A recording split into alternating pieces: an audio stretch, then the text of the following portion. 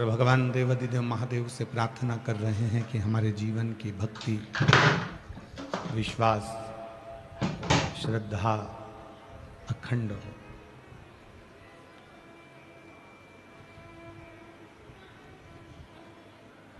कल कथा में वर्णन किया था कि शिव की पूजन के लिए कोई उम्र की जरूरत नहीं होती और शिव की पूजन के लिए कोई समय की जरूरत नहीं होती। कोई आपसे कहे कि केवल भगवान शंकर की पूजन सुबह होती है, दोपहर में होती है, या शाम को प्रदोष काल में होती है, या रात्रि को होती है,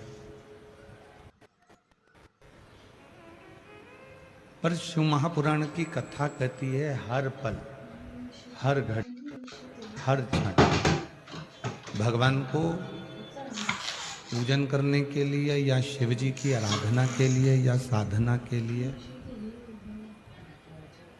कोई समय नहीं देखा जाता। जो समय आपको मिले और जिस समय आप भगवान शिव की आराधना साधना कर सके।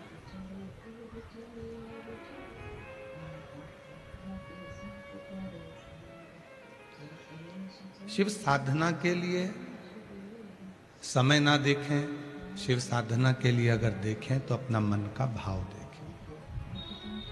निर्मल मन सो मोहि पावा और मोहि छल छिद्र कपट ना भावा। आपकी भावना कितनी शुद्ध है, आपका भाव कितना शुद्ध है, वो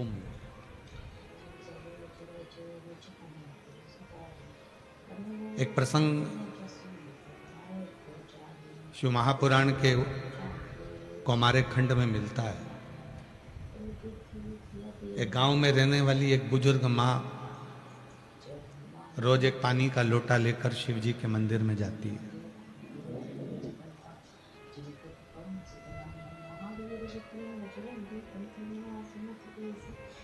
एक बार उसका शरीर थोड़ा सा कष्टप्रद हो गया, उसको रोग लग गया, बुखार आ गया, बीमार हो गई। अच्छा, कई लोग कहते हैं कि भगवान तुमने हमको ये दुख दे दिया, ये तकलीफ दे दी। कोई बीमारी आई और कोई रोग आ गया, कोई बीमारी आ गई तो भगवान को दोष ना दीजिए, बल्कि विचार करो कि हमने पूर्व में कोई ऐसा कर्म करा होगा जिस कर्म के कारणवश आज हमको ये शरीर में भोगना पड़ रहा। अब भगवान को दोष नहीं देना है। कई लोग कहते हैं कि तू तो भगवान के मंदिर जाती थी, तू तो भगवान का भजन करती थी, फिर भी भगवान ने तेरे को ये दुख दे दिया, ये तकलीफ दे दी, ये कष्ट दे दी ना।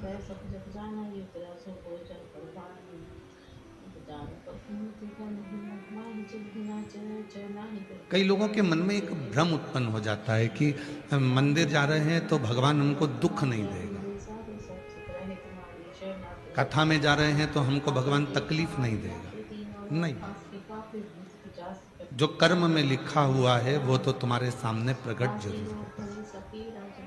बस इतना जरूर है, कथा सुनने पर, मंदिर जाने पर जो कर्म में लिखा है वो तो तुम्हारे सामने जरूर आएगा, पर कथा सुनने पर, मंदिर जाने पर, एक लोटा जल चढ़ाने पर जो दुख तुम्हारे सामने आकर खड़ा हुआ है तुम्हारे कर्म के अनुसार, उसको तुम्हें सहन करने का बल मिलेगा और तुम उसको दूर हटा सकते। वो तुम्हें बल देगा, वो तुम्हें शक्ति देगा, वो तुम्हें विश्वास देगा, वो तुम्हें भरोसा देगा। एक बूढ़ी माँ बुजुर्ग थी, बीमार पड़ गई, बीमार।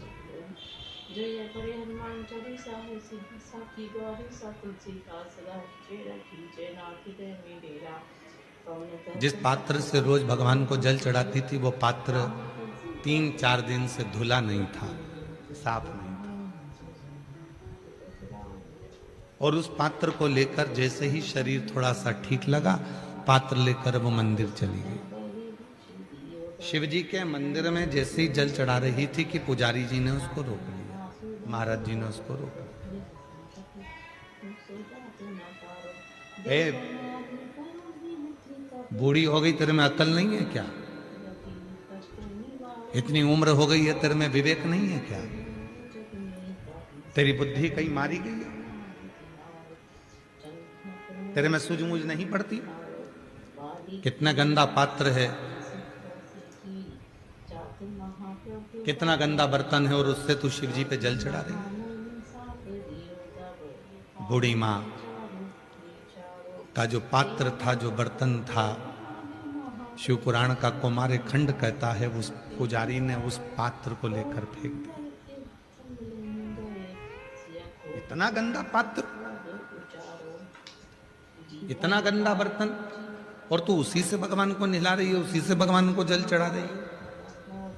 पात्र लेकर बाहर फेंका। बूढ़ी माँ ने पात्र उठाया, वापिस घर जाने लगी। बाबा, मेरा शरीर ठीक नहीं था, इसलिए मैंने 2-3 दिन से इस बर्तन को साफ नहीं किया था।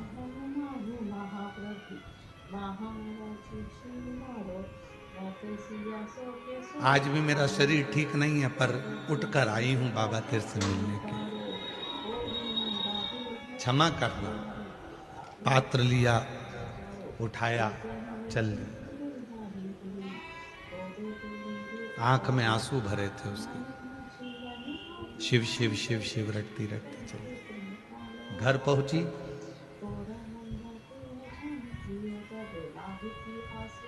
एक छोटा सा बच्चा दरवाजे के बाहर कीचड़ में लथपथ दिख रहा था। शरीर में बहुत सारा कीचड़ लग रहा था, बहुत सारा कीचड़ लथपथ था, बहुत तेज तेज रो रहा था। उसके नैनों से अश्रु बह रहा था। तो बूढ़ी माँ ने उसको नमन कर कहा, बेटा तुम यहाँ कहाँ आ गए? तुम्हारी माँ कहाँ है? तुम्हारे पिता कहाँ है? तुम्हारा भाई कहाँ है? तुम्हारी बहन कहाँ है? कोई रिश्तेदार तुम्हारा कोई है?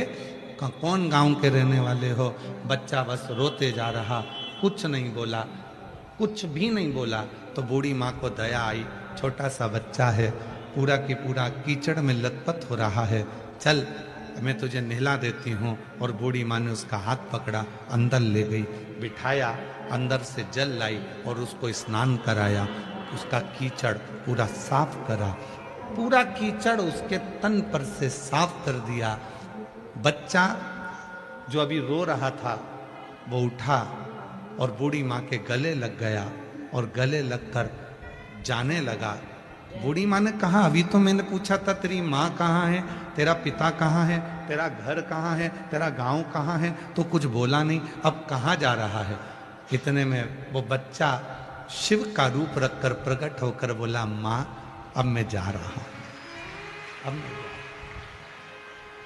मंदिर में पुजारी जल नहीं चढ़ाने दिया और मैं जानता था कि तेरे शरीर में कष्ट है। पुजारी पात्र देख रहा था,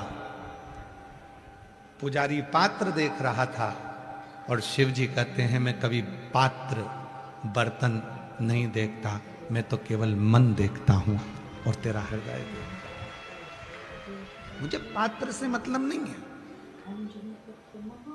मैं पात्र नहीं जानता कि पात्र कैसा है।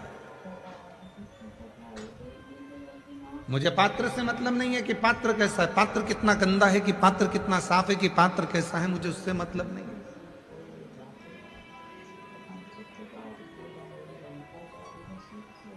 मुझे उससे मतलब नहीं है। और मुझे पात्र, मैं कभी पात्र को नहीं देखता, मैं तो केवल भाव को देखता हूं, मैं केवल शुद्ध विचारों को देखता हूं, मैं केवल शुद्ध मन को देखता हूं। यहां कई मेरी जीजियां बैठी हैं, कई मेरे जीजा बैठे हैं, कई मेरी बेटियां बैठी हैं, कई मेरे बेटा बैठे हैं, कई मेरे बुजुर्ग माँ बाप बैठे हुए हैं। हम आपसे निवेदन करें, कितना भी गंदा ये तन हो जाए, शरीर के कपड़े कितने भी गंदे हो जाएं, चलेगा।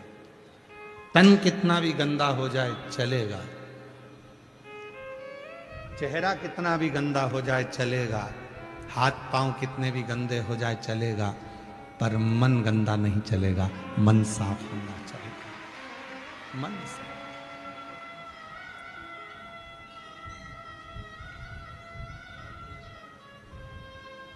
तेरी कृपा बिना न हिले एक भी अणु, लेते हैं श्वास तेरी कृपा से तनु,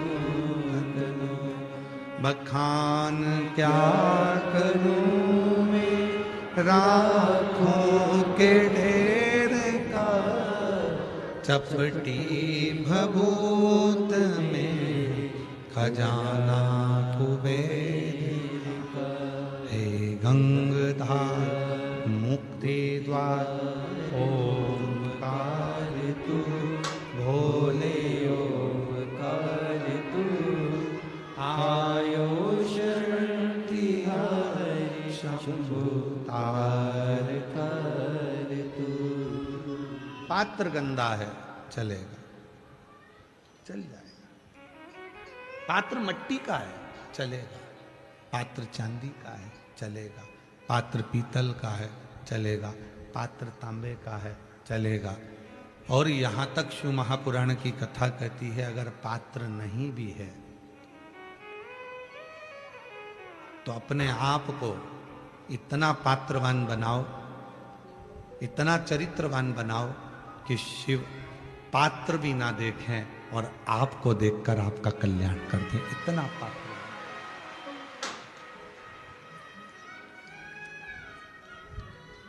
इतना पात्र बना।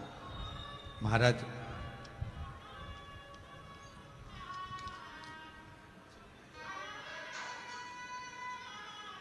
दो चीजें चंचल कभी नहीं चलती, एक चंचल मन, एक चंचल नार। एक चंचल मन भी नहीं चलता और एक चंचल नार, चंचल स्त्री भी नहीं चलती, चंचल नार भी नहीं चलती। महाराज चंचल नार सांझे का व्यापार, जमीन बेचकर कार और पति पत्नी का कच्चा प्यार, ये कभी सफल नहीं होता, याद रखिए।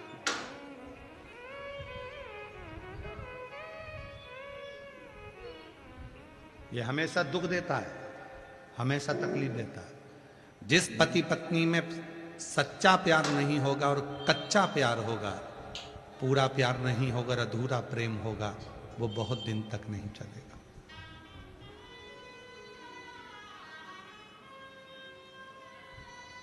सांझे का व्यापार, व्यापार कर रहे हो छोटा कर लो, थोड़ा कर लो, पर यदि सांझा कर रहे हो तो एक ना एक दिन वो सांझे का व्यापार तुम्हें दुख जरूर देगा। छोटा व्यापार कर लो, थोड़ा व्यापार कर लो, पर सांझे का जो व्यापार होता है वो दुख जरूर देता है।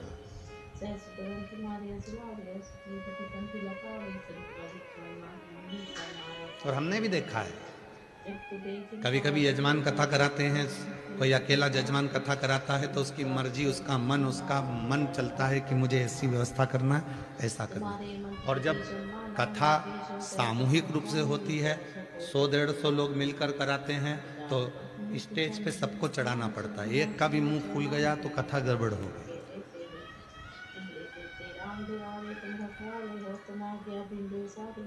अरे गुरुजी उनकी पत्नी है, बुरा लग जाएगा, चलो आज चलो ठीक है। अरे गुरुजी उनका काका जी है, आंदो। सांझे का व्यापार, चंचल नार, जमीन बेच कर कार, और पति पत्नी में कच्चा प्यार, ये हमेशा दुख ही देता है, कभी सुख नहीं दे सकता। ये सुख नहीं देगा। जहां चंचल मन हुआ और चंचल विचार हुए, चंचल सोच हुई, थोड़ी देर में मन लग रहा है, थोड़ी देर में ऐसा लगा शिव जी हैं, शंकर भगवान हैं, मैं शंकर जी पे भरोसा करती हूँ, मैं शिव जी पे विश्वास करती हूँ, और शंकर जी ने जरा सा काम नहीं करा तो इतनी देर में फिर दूसरी जगह चली गई, मैं वहाँ जाऊँगी, वहाँ पर नारियल ले गई, गेहूँ के दाने ले गई, वहाँ देवी देवता घूम रहे थे, वहाँ जाकर पूछ लिया कि बताओ मेरे घर में दुख क्यों है, तो इतने में जिसको शरीर में आ रहा था उसने कह दिया तेरे ही घर में है, जिसने करा है तेरे ही घर में है। तो अब समझ में आया कि मेरे घर में एक मेरी सास है और एक जेठानी और एक ननंद है, मतलब ये तीनों मेरे ऊपर कुछ ना कुछ करती ही रहती है 24 घंटे। वो घर टूट गया, वो प्यार टूट गया।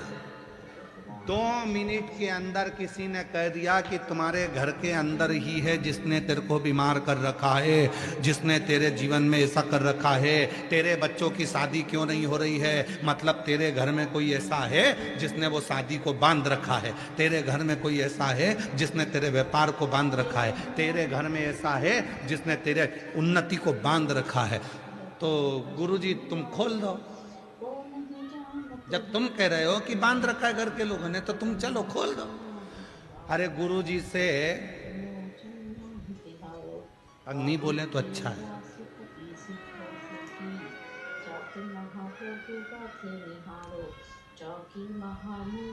बोल दूं क्या?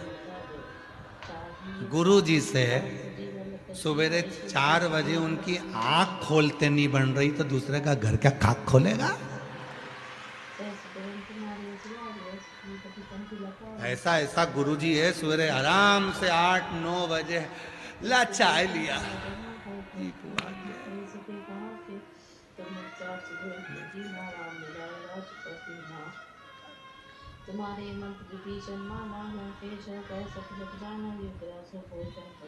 किसी ने बहुत सुंदर एक गीत में लिखा, एकला चलो एकला चलो एकला चलो, क्यों फालतू के प्रपंच में।